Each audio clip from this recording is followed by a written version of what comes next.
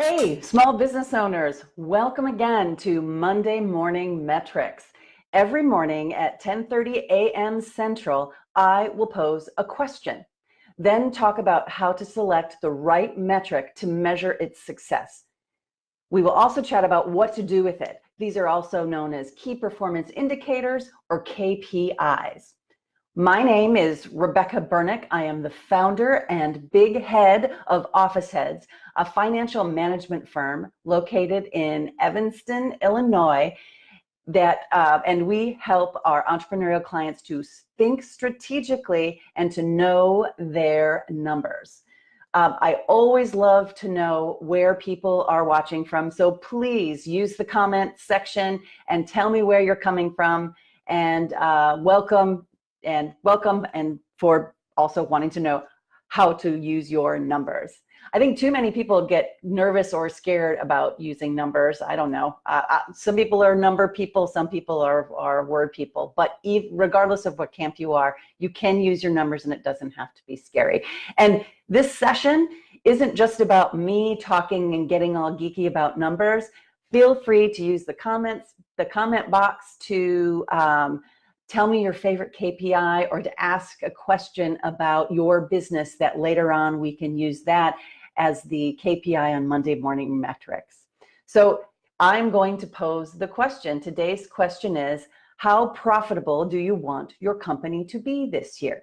Aha, profitability. That is the prize of owning a business. You're in it, yes, for your passion and because you love to do something, but bottom line, the prize at the end of the day, at the end of the year, is profitability. So how do you select your KPI for profitability? Well, the important report coming out of your accounting package or your QuickBooks file is your profit and loss statement, otherwise known as your income statement. When you print out this report, it's got a number of sections in it. So I'll kind of go through those sections. First is income or revenue or sales. That's the money coming in.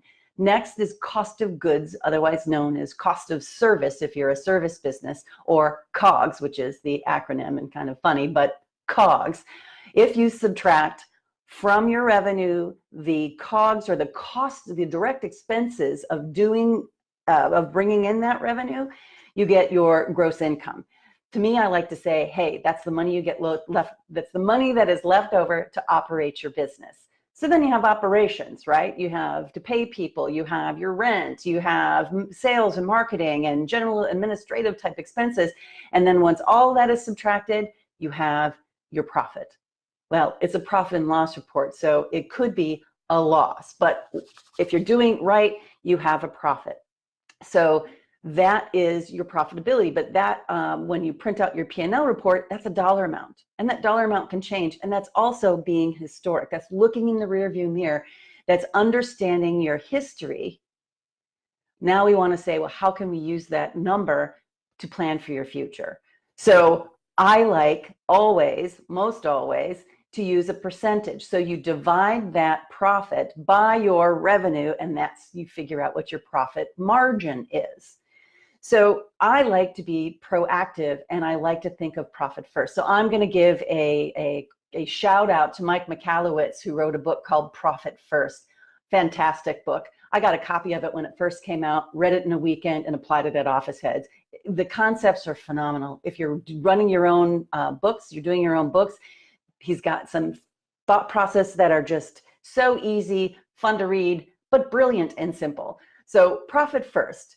The concept really means, why don't you think of your profitability first? Because as I just mentioned, on a profit and loss statement, it's revenue minus cost of goods minus operating equals your profit. Well, you know, most business owners and entrepreneurs who are starting out, they kind of go, okay, after I do all of that, at the end of the day, I have 20 bucks, so I might as well pay myself 10. So, you know, you're not really making a lot of money in that respect in terms of a business owner. So the way I like to look at it, and pulling from profit first, is let's figure out what that profitability percentage should be first. Let's flip that profit and loss statement around and say, here's your revenue. This is the direct cost associated with bringing in that revenue. And then what is the percentage of profit that you want to take home? And let's take that and put it away and save it first. And then you have what's remaining in your, then you have what's remaining in dollars to operate.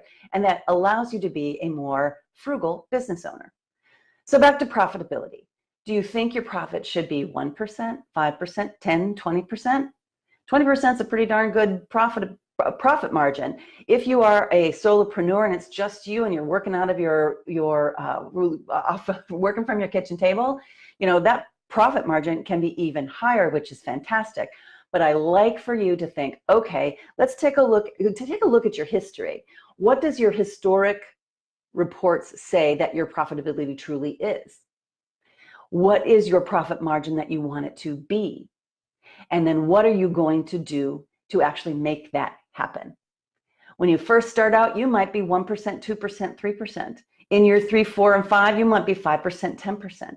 And you pick that number and have that be your goal. And then everything that you do in terms of how you generate your revenue, the vendors and the people that you hire to deliver that information, and then how to very carefully spend your money to operate, you're going to hit your profitability goals. So profitability is one of the it's my number 2 metric when it comes to running a business. Number 1 is revenue, how much you want to bring in. Number 2 is how much you want to keep in profitability, because then you get the bliss of distributing that profit the way that you want to distribute it. Quickly to talk about distribution, because that's not really a KPI, but what are you going to do with that profit? I always think that there are four things to do with your profit. Number 1, distribute that profit to your shareholders. If you are the only person running your business, yoo-hoo, you get a profit distribution. Number 2 is debt reduction. Did you have to take out loans, or did you fill up your credit cards in order to get your business off the ground? You're going to want to plan to slowly reduce that debt. So with that profit, take some of it and reduce your debt. Next, I like savings.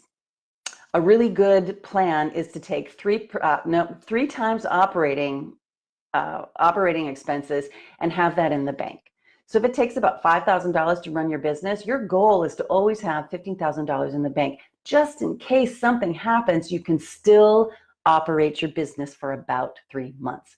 Now that's kind of hard to get to at the beginning, and maybe toward the end you want to have a little bit more than 3 months in the bank. But 3 months is a really nice goal a really nice number and a goal to have in your savings. So we've talked about profit distribution to shareholders. We've talked about debt reduction. We've talked about having enough money in the bank for savings. And then lastly is the money that goes back. Have you been doing really well and you need to hire somebody? Do you need new computers? Is there something other than the regular chugging along operations that you need to do to enhance your operations? Those are the 4 things that you should do with your profit, and think about it that way. So if you're not making enough, if your profitability or profit margin is low, the dollars that you bring in profitability is low, you're going to have a hard time paying off your debt. You might not have a lot of savings in the bank. You don't get that extra boost and thank you with the profit distribution that says, that's the celebration, I'm running a good business. And you won't have enough money to put back in to be able to grow your business. So how profitable do you want your company to be this year? Take a look at your profit and loss report. See where you can tweak and run a little bit more of a healthy business to make that profitability number go up, to make that profitability percentage be steady. So as your revenue goes up, that percentage stays the same, but the dollar amount goes up. Yay, that's a great KPI. So thank you very much for joining me at Monday Morning Metrics. Again, every Monday, 10:30 Central, come on in. We're going to talk about numbers. Please even continue to comment in the sections below, even after we're not live anymore, and we will respond to your comments and your questions. I look forward to seeing you next week.